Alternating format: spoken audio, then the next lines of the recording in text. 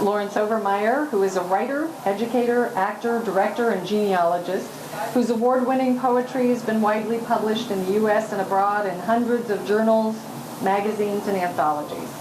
He's performed on stage, film, and television, including the Broadway production of Amadeus and the television soap operas All My Children and Loving.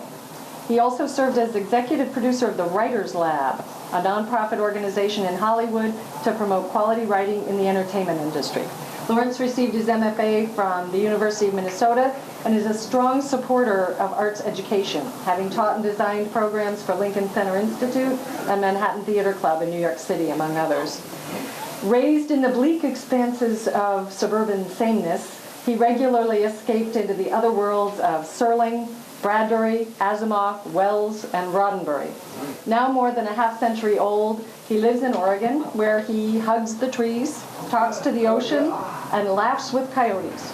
His home is not far from where the famous Willamette meteorite once plunged into the known world and made us reconsider our place in the universe. Laurence Overmire. No, thank you, thank you. And that meteorite was in West Lynn right here, so not too far. So if you haven't seen it, there's actually a park down there with a little statue to the meteorite. So anyway, yes, I am a poet. I'm one of an endangered species.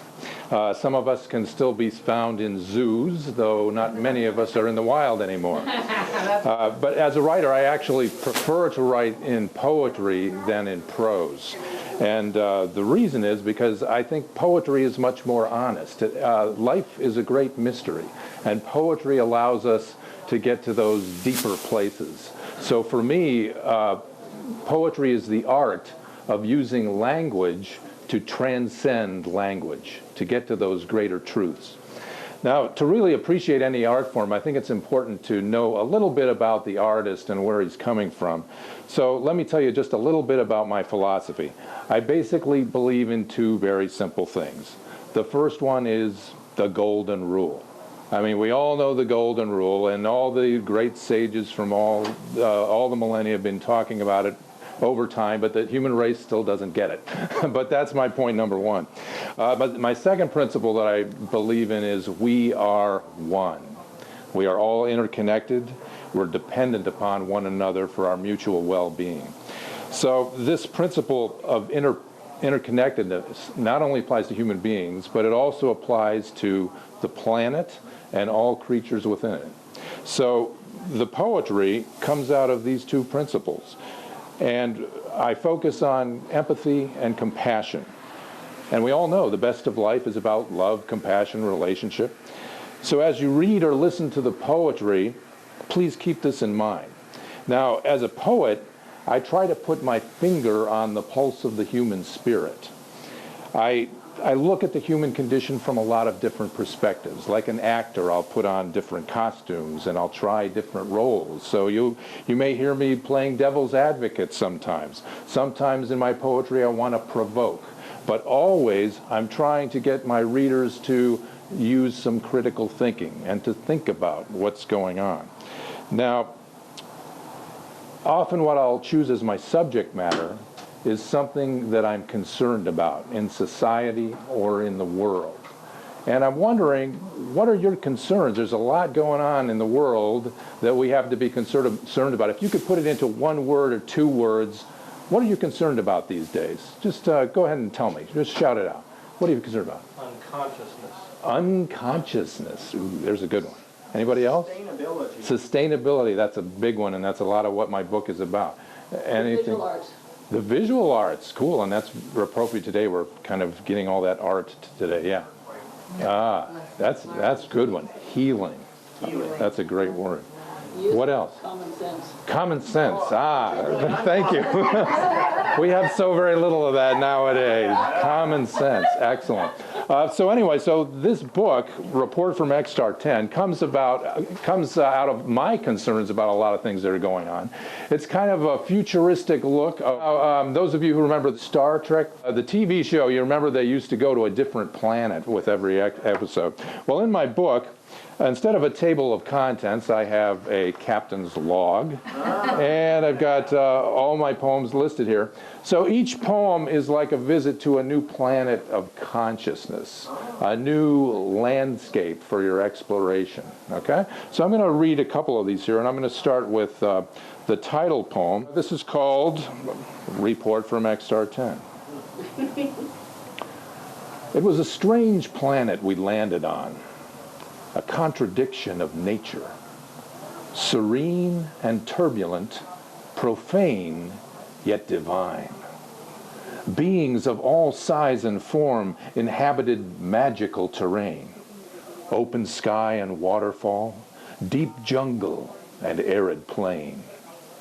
But even though their eyes, deep set in rather large heads, appeared to be open, in sad, unfortunate fact, none could see. In blind trance, they set about destroying, using, manipulating, until once what had been beautiful once became irrevocably ugly. Even so, incredible as it may seem, they could not see the ugliness either. Instead, building great monuments in praise of what they deemed an extraordinary conquest of dirt and stone. Okay, let's visit another planet. This time, anybody concerned about the economy these days? Okay, there's a big one. Well, I have a vision for the economy. It may require a radical transformation, but I'm going to throw the idea out there. See what you think of this. I call it a new bottom line. I'm not a communist. I'm not a socialist. I'm an ethical capitalist. Is that an oxymoron? Is it possible to be a salesman or a businessman with integrity? Or to put it more simply, would anyone buy a used car if you told them the truth? These are difficult questions, but shouldn't someone be asking them? We've raised our children to compete. The dollar is the prize. All is fair in love and just about everything else. So is it any wonder the field is littered with losers? Ethical capitalism. The profit motive works, no question about that. The problem is greed. Greed is the knife that stabs in the backs of one's fellows. Self-interested profit for the few reaps untold suffering for the many. The community of humankind is laid low in shame. The harmonic balance of the earth is disrupted. Where are the visionaries to lead the world? Powerful and influential men and women who see a future inclusive of all. Those who understand a dollar lost here and a dollar lost there is a victory, not a defeat. When brothers and sisters and children yet unborn remember with gratitude the painful sacrifice and honor the difficult choice. Ethical capitalism. Is it possible? Of course it is. Life is evolving.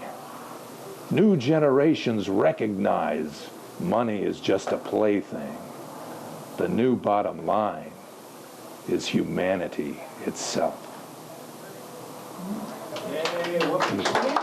Thank you very much. Okay, now let's talk a little bit about technology. I'm wondering what all the effect all this technology is having on us as human beings and our spirit. So I came up with this poem. I call it Techno Man. I'm plugged in, wigged out, logged on, to the wall, brain-wired through windows of inter-cyberspace, telemarketed on airwaves of high-tech, no-resolution, toastered in a microwaved oven, ears popped corn-wise, my electric eyes spin in sockets, juiced like a jingled julep, sucked through the jargon of video laser-loser lips, played for a lackey by a big no-name huckster who thinks I have no will of my own. But if I pull the plug now, will self and soul reboot or just be deleted?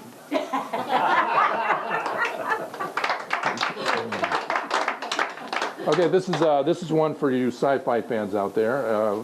It's called. Text while you're reading. Yeah. Please do. Okay, this is called a TZ4U. What is the value of a human life? In the doing or the being? In both or in neither? What is the value of your human life? Something to consider from the Twilight Zone. I also have some little drawings in the book to make it a little more interesting, kind of Thurber-esque in that way. Let's see, do I have time left here? How am I doing on time? Anybody? I have a minute? 2 minutes. Okay, let me do this one last poem on page 57. This is called The Rock. This is a poem that has a lot of different shades and meanings for however you want to take it. The Rock. The rock was in my way, a huge immobile mass of gray, and I was determined to move it one way or the other. I shoved it and scraped my palms. I kicked it and stubbed my toe. I pushed it and strained my groin. Finally, I went back to the house, brought out my sledgehammer, and just as I was about to strike, the rock spoke, saying, I am the earth, and you are the root that grows within me, drinking the rain of my tears. Don't ask me why, but I put down my weapon and decided to go around the rock instead. Thank you very much.